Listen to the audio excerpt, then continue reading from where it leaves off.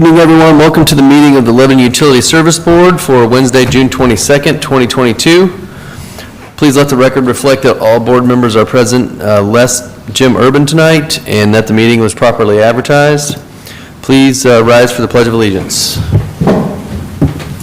Pledge allegiance to the flag of the United States of America and to the republic for which it stands, one nation, under God, indivisible, with liberty and justice for all. All right, first item tonight is the approval of our minutes from June 8th, 2022 meeting. Everyone had a chance to review those minutes, and if so,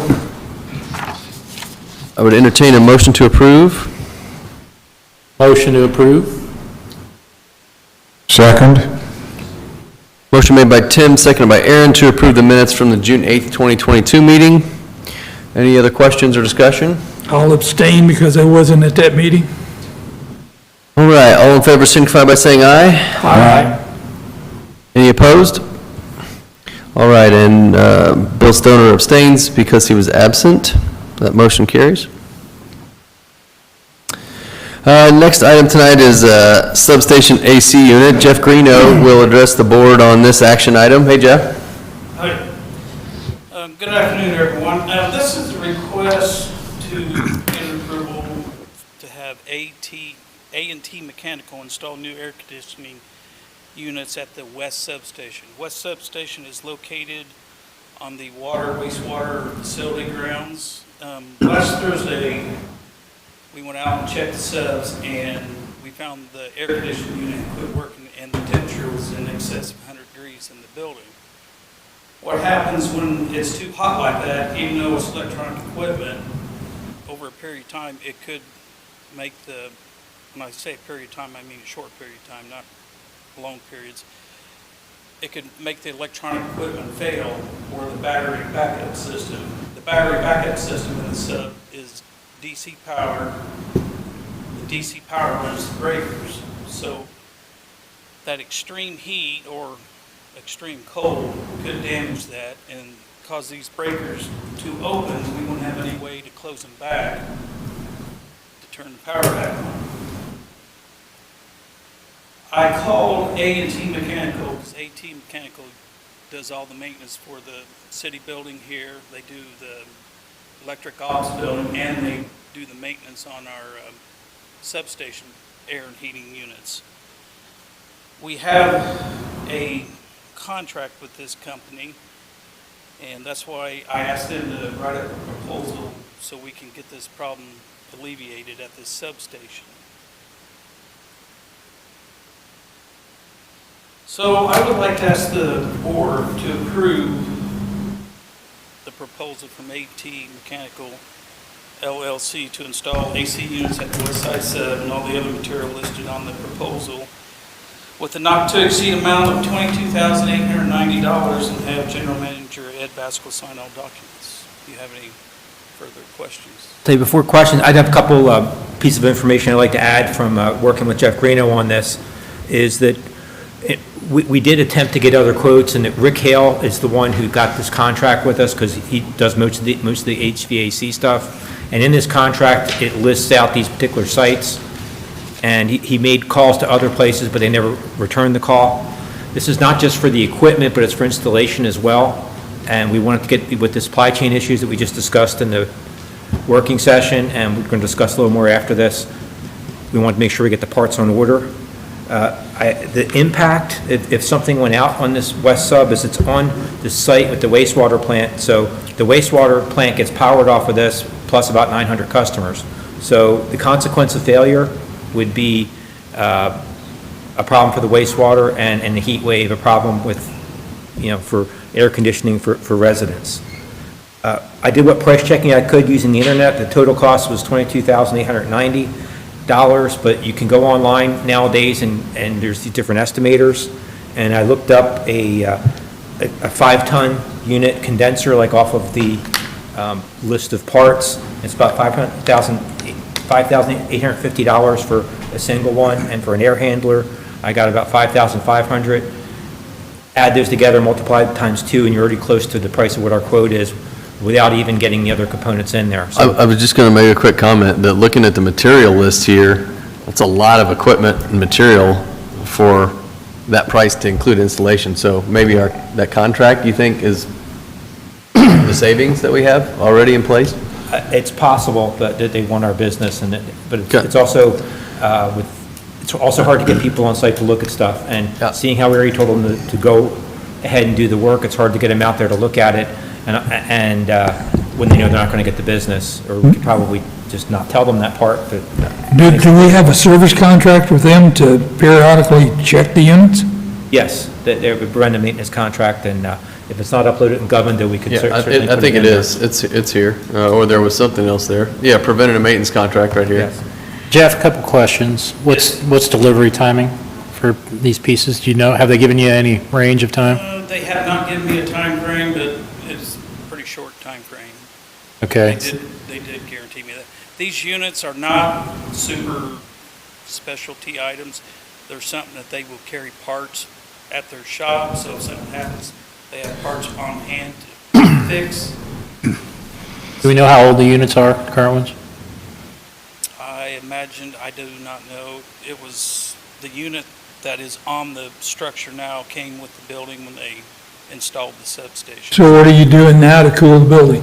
Yeah. Now, what's our short-term solution with it being 93? What are you doing now to cool the building while you're waiting? They had to go to Lowe's and buy one of those temporary portable air conditioning units, a little unit about yay tall, literally plugged into the Vents out the wall window. outlet. What happened is it cooled down the building enough to where the other one would start to help. So currently, we're not in immediate threat of it getting too hot, but So you just got it temped, you got a temporary, it's a Band-Aid job, yes. Okay. We also had the weather change in our favor, too. So last Thursday, you may remember, it was the kind of temperature it is today, I guess. We should probably go out there and check it frequently, My but main it did cool concern down. is the extreme heat that's going to be coming in to get this fixed as quickly as possible. I have a question for Jeff Jacob. This appears to be pretty much like an emergency situation legally, is that correct? Yes, I would agree with that, although that's the board's purview to make that determination. You know, you do have quite a bit at risk here. Well, let me ask you, Jeff Greeno then, do you consider this to be an emergency situation? Yes, if you think about this unit at this substation we've had issues off and on with it ever since I've been at Lebanon Utilities. And when I went in there last Thursday, late Thursday afternoon, it was, yes, I would consider it an emergency or I wouldn't have brought this. Thank you. One other piece of information that may be helpful to the board to learn is, you know, as you've talked about some of the age on these air conditioning units, as Jeff and I have talked and we've sort of looked into this, these air conditioning units likely would have had replaceable parts that they have done for many years, but likely because of supply chain issues, the parts for these older units are much more difficult, if not impossible. So that's why you're seeing a request to replace the entirety of the unit rather than trying to piecemeal and fix this current one. So on top of the answer to, you know, is the board's finding that there's an emergency based upon what Jeff is finding, there's also a supply chain problem that necessitates the degree of purchase and replacement rather than trying to repair. Thank you. Last note I would have before we vote is that if these air handling units are aging out, what are our other air handling units doing at other substations, and do we need to have some sort of replacement plan or timing in that? And that's more for capital planning and business planning, but I think that's something that's worth a consideration. That's a great point. We're probably going to include that. We're doing a CIP, looking at our substations and possible additional substations and modeling, and this will definitely be an input into our risk management and what we would do. We currently have two other substations that have the same type of unit on the structure. We have one at the north substation at the south building, and we have one at the central substation, but we're not having any immediate issues with either one of those, so that will be something that we'll put in the capital budget, and I will get 3 quotes to get those fixed in the future. Current one, which is- It may not be a pure analogy, but I'm required to replace my furnace in my home and my air conditioning every period of time, 20, 25 years, whatever. Just, are these pieces of equipment aging out, and should we think about replacement? Just did mine last week. All right. Thanks, Jeff. Any other questions or discussion? If not, I'd entertain a motion. I move to approve the proposal from AT&T Mechanical LLC to install the AC units at the West Substation for the not-to-exceed amount of $22,890, and have General Manager Ed Baskell sign all documents. Second? Motion made by Tim, seconded by Bill to approve the proposal from A&T Mechanical to install the AC units at West Substation for not to exceed amount of $22,890 with General Manager Ed Baskell signing. Any additional comments? All in favor signify by saying aye. Aye. Any opposed? All righty, thank you, Jeff. Next item tonight's supply chain information item, and our general manager is going to address some supply chain issues, challenges that we have. Okay, well, thank you, Chairman. I guess I'll get started. I have a very brief slideshow. I should recognize that we just came out of a working session where we had Annixter, West Vaco, talk to us about supply chain issues related to electric, and we were looking at different options and looking at supply chain in more detail than I'm going to cover here in this public session. Wanted to highlight is not just us, it's a global issue. I'm really focused on how this affects Lebanon Utilities, which is significantly higher costs, significantly higher lead times that could be critical to development. There's the possibility that some of our neighboring utilities are sending letters out saying that they don't have meters, they don't have parts, and it's going to limit development. We're doing everything in our power to keep that from happening, but at our TAC meetings, we're regularly telling the developers the lead times, especially in our transformers and our different parts and pieces. There's unavailable products, but the big purpose to bring this to the board for discussion is input for policy decisions. We don't have any recommendations for today, it's informational, but transformers, we had a healthy discussion on that in the working session, talking about things we might do different to make sure transformers are as available as they possibly can be. I'm going to talk a little bit about the disinfectant problem we have with chlorine.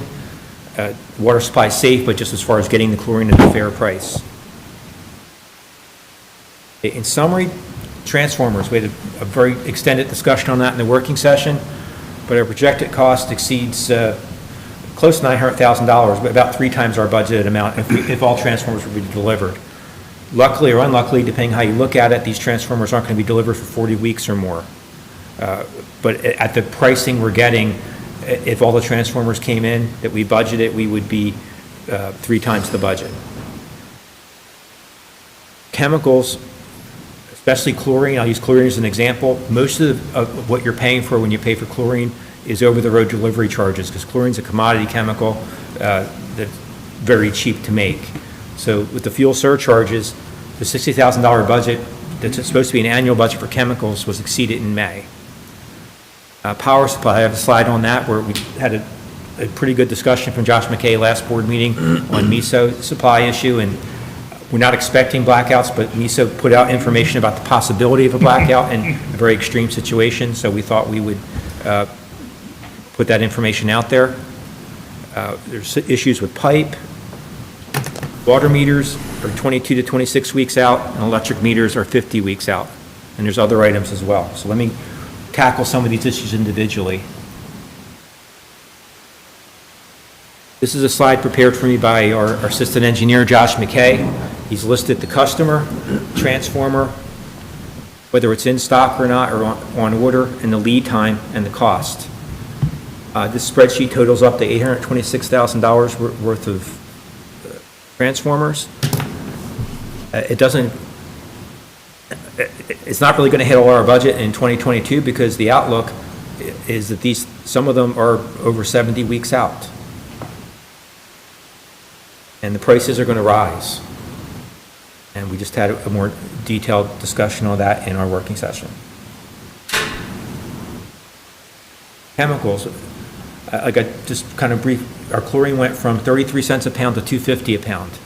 We're working with, trying to rebid that, but the issue is you can't get a price that's better, that's good for more than 30 days from anybody right now in our current economic climate. It's actually, it seems like a pie in the sky idea to look at changing our disinfectant, because there's a lot of paperwork involved with that, but the rule of thumb in the industry is that changing your disinfectant to liquid hypochlorite or a bleach system is 3 times more expensive than doing it with chlorine. And you can store more of it on site and reduce your delivery charges. So there's possibility of switching to hypochlorite, but we would have to be, the environment would have to be stable with these prices for a long time, and we have to do an engineering study to look at that. But So it would require, let's say, IDEM approval would be involved there too, right? IDEM approval would definitely be involved in that. And so that's, that would be a down the road thing if this economic state continues. I was only making mention of it to let you know that we're kicking these things around and we're doing everything we can to keep the lowest prices for the customer. Just wanted to be transparent. Power supply. This is a graph of IMPA's net position on what power resources they have. The blue line's current. I guess the orange line is without WWVS, which is Whitewater Valley Station, which is a coal power plant that they own resources to, that is supposed to be closed, but no definite date. They just have a lot of pressure on them to close. So they made a projection in the April meeting, and Commissioner Smith was at that meeting. He probably remembers this chart showing what the impact of that would be on their net position. Why IMPA's net position is important to Lebanon Utilities is when IMPA has to buy power on the market that's not in their net position, our power gets more expensive. So the future outlook if Whitewater Valley Station closes is not good for IMPA, and they need to find another resource. I was actually talking to their CEO about, they have another unit on their Gibson 5 that they're looking to retire, maybe extending the life of that a little bit. If you look at the gray line with the ELCC, that's actually effective load carrying capacity. That has to do with solar. There are solar parks. Solar parks typically have a 30% rating, meaning it only reflects in this graph in their net position 30% of what it's rated for, because that's the reliability factor for a solar. And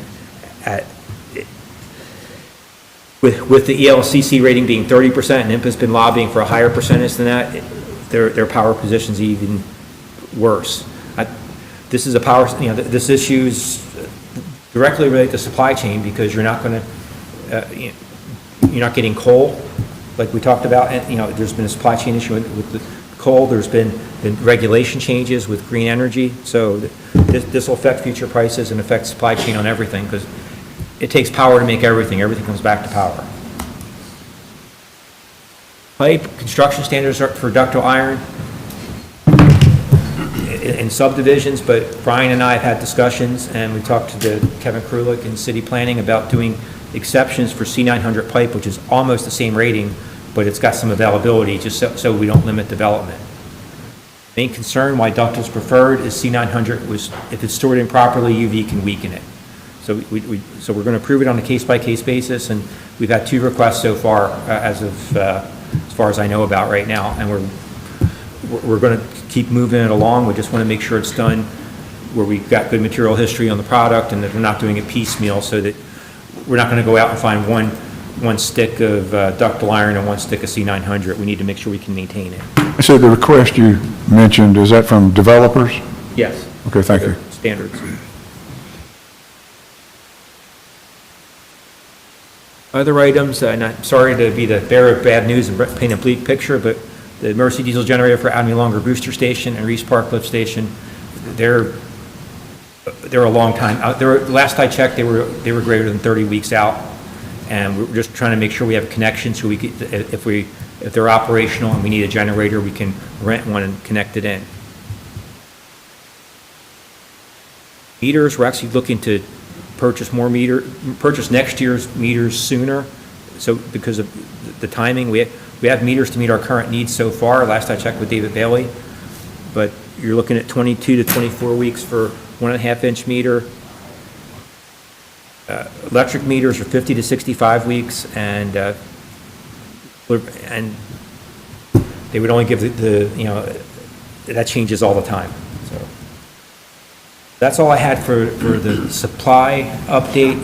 As I mentioned to the board, we just got to have a working session with a very extensive update. I mainly want to do this in the public session so that we're being transparent and letting everyone know what's going on with the utility, and we're just doing the best job we can with it and rolling this together. Questions? Thank you, Ed, for that uplifting presentation. Oh, wow. But we need to be aware of it, but to me, it's shocking. Challenging. All right, thank you, Ed. Next item is also information item tonight. It's the capital update presentation, and Mr. Baskel's going to handle that as well. Yes, I also have slides for this. Last board meeting, I had a working session where I had a written or memo version of this report. I decided to make it a PowerPoint and just take a lot of the verbiage out so we could just discuss it in the public forum, and I could send a link on it to the city council or other interested parties, so we're just another communication tool. I should mention that we did have a very good meeting with the Redevelopment Commission where Ryan Ottinger and John Leitner presented on the business park lift station and our possible needs there, and that went very well, we thought. But the purpose of this meeting is just give executive level highlights of water, wastewater, and electric utility capital plans. We have detailed plans, but each of one of those plans is about 30 or 40 pages long, depending on with the plan. The electric's a little lighter, but it's going to be thicker.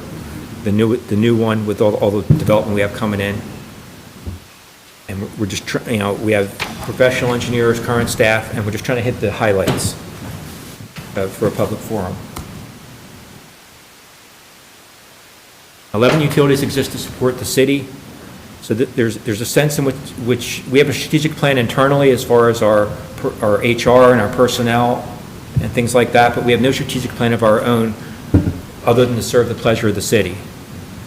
That's how we differ from an investor-owned utility in that we're not looking to create a profit for the investors or grow market share beyond the city or around where the city wants to grow or where the city doesn't want to grow. Lebanon Utilities was created to fill a gap left by investor-owned utilities who did not prioritize Lebanon after a blizzard in the 1940s. From reading the history, because I wasn't here in the 1940s, obviously, Lebanon was cold and dark for a long period of time to where a bunch of local businessmen got together and bought the utility infrastructure from another entity and created Lebanon Utilities Electric. Water and wastewater started much the same. Lebanon Utilities has better reliability, response time, and lower rates than the surrounding communities. We periodically present those numbers and have in the past have done so, and we compare favorably to the surrounding communities. And Lebanon also helps the city control expansion and development for the anticipated strategic growth, which is something you would lose if and one value written to the city. So I'm just trying to set the table, big picture. Now, our utility capital planning process. We've centralized our plans to really revolve around what we call the hazard ranking, where it's the risk of failure times the likelihood of failure. So we just discussed the emergency approval for the HVAC unit. The risk of failure is very large in that one. That one already failed, but the likelihood of failure for the other substations seems high compared to the fact that one of them just failed and it seems to have aged out. So I anticipate that's going to have a high hazard ranking and rank high in our capital plan for electric. So that's an overview of how we rank it. What I did here on this slide with the table is we have separate plans for electric, water, and wastewater. I combined the top 4 projects and those and put them on one table just so the board could digest it and ask questions and the public can see that we recently did the Sugar Creek Water Treatment Plant back in 2017, 2018 timeframe. There was critical out-of-date equipment where they couldn't get parts and they were looking for parts on eBay, and they just upgraded the plant so that it was repairable and reliable. 69 kV project, Lebanon was single-sourced, and we were able to connect our 2 supply points from IMPA so reduce the possibility of a lengthy outage in Lebanon from one failure.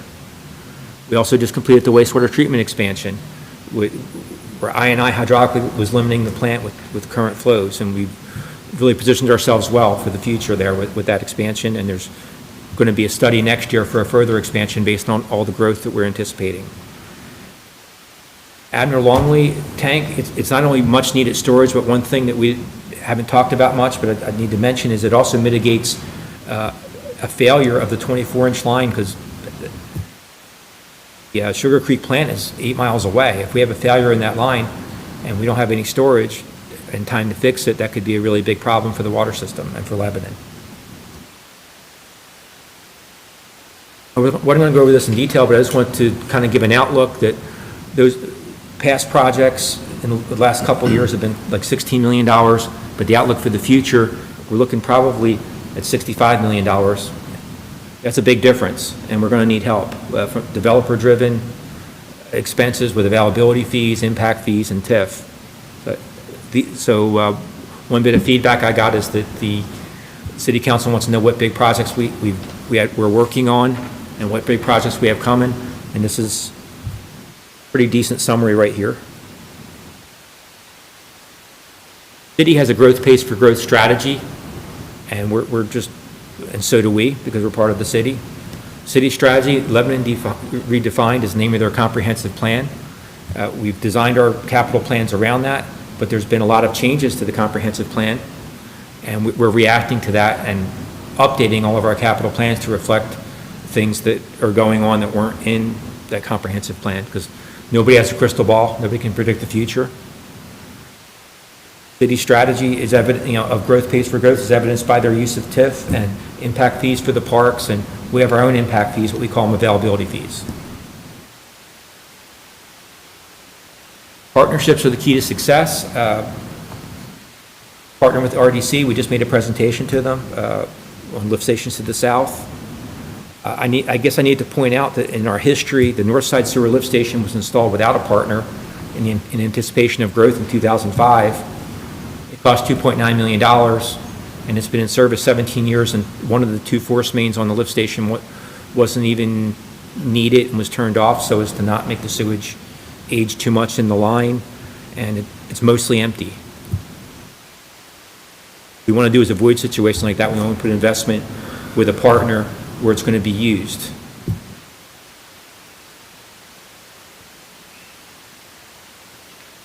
And again, this is, I had this on another slide. It's completed capital project highlights for 2019, 2021. We have a significant increase and actual development in the city. I need to do a shout out for Ryan Ottinger and John Leitner for helping prepare this table. They're responsible for the heavy lifting and hard work on this, but this is prepared strictly from TAC meetings. I have a location code, which on the next slide I'll show you a map of where these. I'd like to make a comment here, Ed. I like, go back and, I like this presentation very, very much.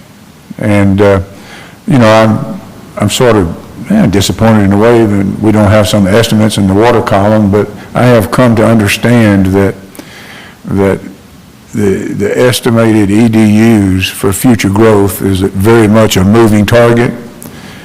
So I would like to express 2 things. My appreciation for this presentation, because it helps me as a board member help decide when we're going to have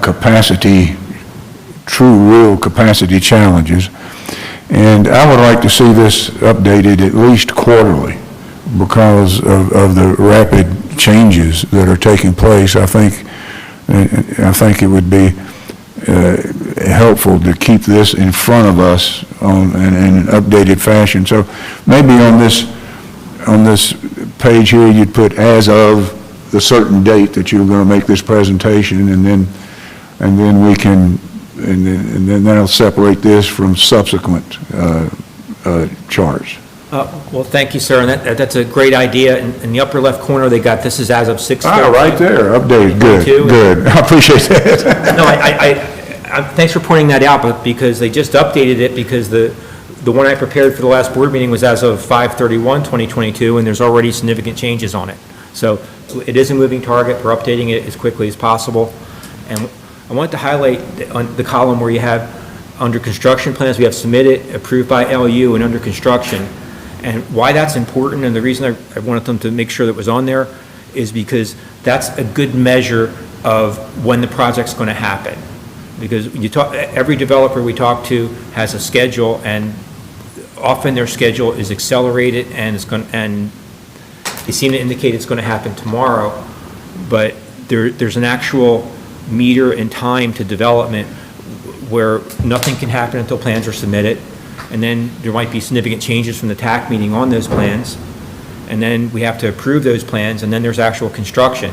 So when something's in construction, that's for sure happening. When there's approved plans, that's going to happen. And when it's submitted, that it is also going to happen. But some of these are just interest meetings. And they're very big interest meetings, and I don't mean to imply, for instance, that someone like Waterford, which has been all over the news, I'm sure that's going to happen, but when is it going to happen? Because the plans aren't submitted, so it's...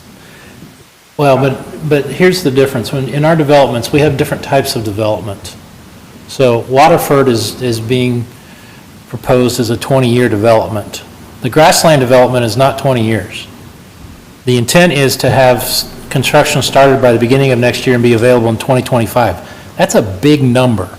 Yes. To stick into 25 that on the current chart, we're not showing anything, but I think we need to have some method to say that's going to be a huge jolt to both water and sewer, and it's less than 3 years out potentially. And I just don't know how to do that because, again, we have residential development and then you have a monster coming in like that. Yes, sir, that's a great point. I don't know either, and that's why I just put it on the chart and put what I knew on there, because that's a very unusual situation too, because when we have businesses coming in, they're going to have to submit plans, but this is this is sort of a once-in-a-lifetime thing that's happening. So all I can do is put it on the chart, and we talk about it, and we plan for it. Yeah, but here's my argument. My argument would say the estimated start year is 2025 for that development. It's been The published, start date's actually 2023 for, well, the start of for construction, but when they yeah. need, when they need 2,800 EDUs available, it's 25 when they turn it on. And again, we need to think about this because if we've got 10,000 acres on the north and northwest side of town that are under development, it may not be the only thing that's going to have requirements that drastic. An innovation park means, yes, you want technology companies, but it also means those technology companies may be their own manufacturers. No, I think that's a great point. I think when we do the capital plans, we'll take that input from the board and make sure we plan for those EDUs, even though they don't have plans submitted, and we'll make sure that we have our funds lined up for that, whether it be our rates, availability fees, or help from other parties. But that's a great input. Thank you. If you'd second to digest this, I think this map was confusing the last time I showed it to you, but each bubble there, like the number 1 in the lower right, that crosses to a location, and that's where Waterford is. We've tried many different ways to represent this information simply, but it's just really hard to have 26 dots on a map and not have it look crowded. So I just had them make the circles somewhat proximate to whether it's big or small, and put it on there so you guys could just have a good general idea of what's happening around town. You notice the two biggest ones, you have Waterford, which is down to the southeast, and then you have Grasslands, which is up to the north, and everything else in between. I just want to go on record as saying, I like this chart too. Yes, very good. Excellent. Open to ideas on representing this better, because it's just, we tried several different things, but it's just hard to show this information without it being busy, because it is busy. And again, shout out to Ryan and John for helping me with this. All right, I think I have this is probably a duplicate. I was showing this on a prior slide. This is future projects. Okay, we had a lot of discussion in the working session on this slide, so what I opted to do is rather than try and predict the future at all, on the left side, I've showed what our EDU growth history has been.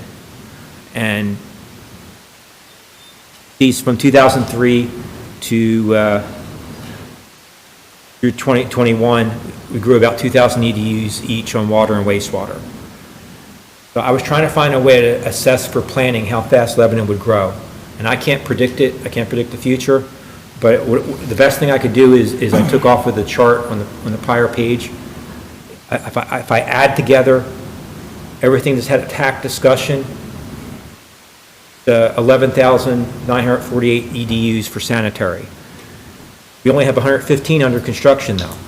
So from a utility standpoint and a planning standpoint, this is the best way I could narrow it down, was to say this is what's been discussed, this is what's been submitted, and this is what's been approved, and it's what's under construction. And I have a question. Ideas as to how else to represent it. So. I like this representation. I have a question.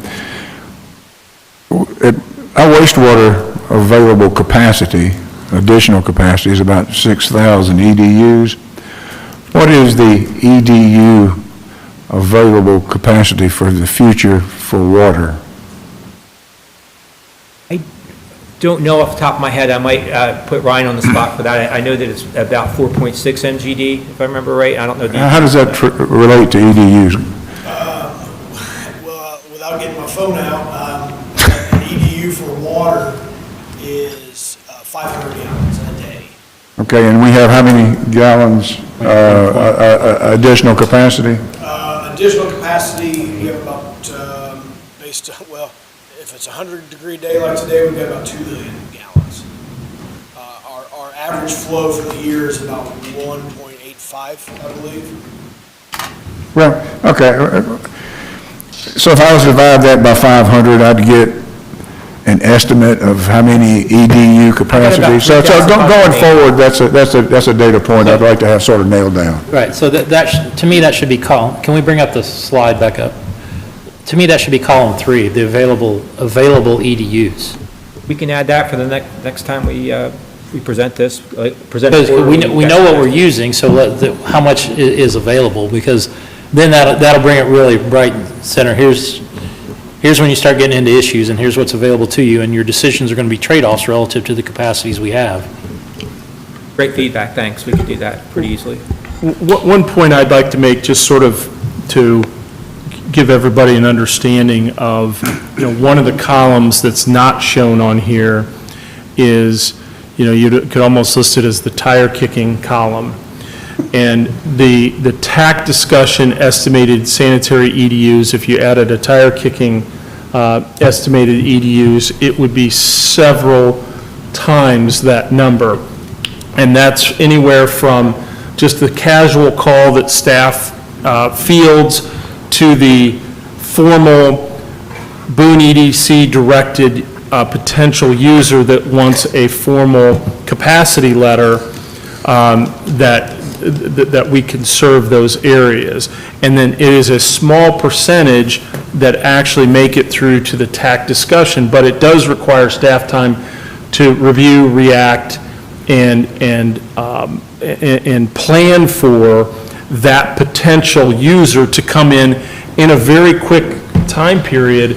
And so that's where communication that has been so important between Lebanon planning staff, the mayor's office, and Lebanon Utilities has been is really improved and is greatly appreciated, to understand what's the difference between a tire kicker and what will be a TAC discussed project to actually something that's under construction and using EDU capacity. Just a observation. One thing to add on to that, a great observation, is that Boone EDC sends us requests for proposal for basically a tire kicking exercise, and we've since they've ramped up to such a high degree, we're tracking in a database, more of an Excel database, and Danny's kind of doing that for us. And since she took it over, I want to say about a month and a half, 2 months ago, she's got about 50 requests. 15, okay. So there's been quite, I thought it was more than that, but there's been quite a few.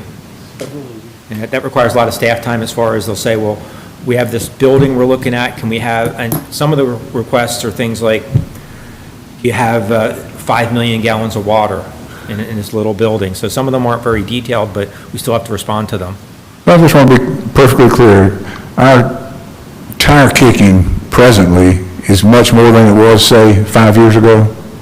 Well, so I've only been in my current role for a few years, but we would probably get 2 or 3 a quarter when I first got into this role, And that was, what, 3 years ago? right around there, yes. And now to get 6 or 7 a week, and I'm not talking about like a new house, I'm talking about either a housing addition or we have meetings monthly with developers who just come in and say, where can you bring water and sewer, and how long does it take to get there, because we need to be in this area. I mean, it is that involved where it's meeting time and staff time, and you have to take everyone serious. You have developers who will send out an RFP to 40 different cities. But if you ignore it or don't respond in a timely manner, you may lose out on those jobs or that development. So you have to take every one of them serious, and it does take considerable staff time. Wow. Okay. Well, that's really all I had. Is there any further questions, or?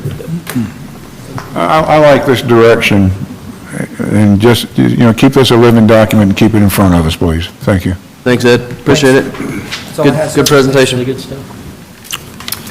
All right, next item is approval of claims, payrolls, transfers. Everyone had a chance to review those items? If so, I'd entertain a motion.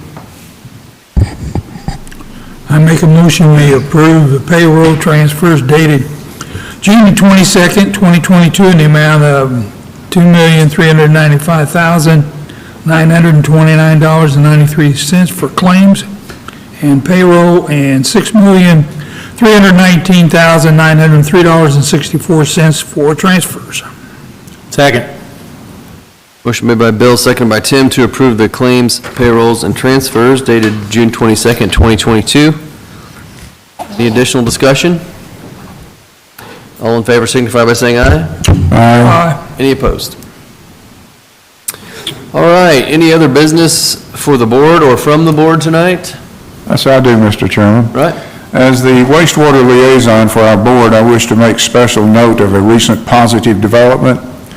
City Ordinance 2017-03 did allow our city council and mayor to waive our water and wastewater availability fees under some circumstances. However, our city council and mayor approved Ordinance 2022-15 on second reading on May 23 to repeal Ordinance 2017-03. Our city council and mayor no longer have the authority to waive our water and wastewater availability fees. This means that developers will always pay their fair share to assess our water and wastewater infrastructure without subsidy from our existing ratepayers. I thank our city council and mayor for their ratepayer-friendly decision to repeal their authority to waive our water and wastewater availability fees. Hear, hear. Thanks for mentioning that, Aaron. Anyone else have anything from the board tonight? Any public comment that you're aware of, Ed? No, sir. Okay. Looks like our next meeting is scheduled for July the 6th. Anyone have a conflict with that due to the holiday that we'd have to work around, or? I will be out of town, but I can call in. I will likely have a substitute here for that day. Okay. I may be out of town as well. Maybe we go to can, 13th. We need to look at rescheduling. maybe we can you and Danny look at the agenda possibly as it develops and determine what we can do with that date, if anything? If possible, we could maybe split even. Yeah, just depending on the load of and the urgency of the agenda.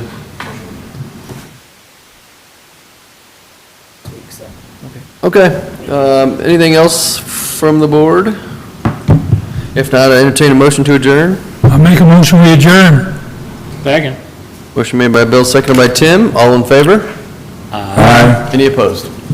All right, stand adjourned. Thank you, everyone. Oppose that.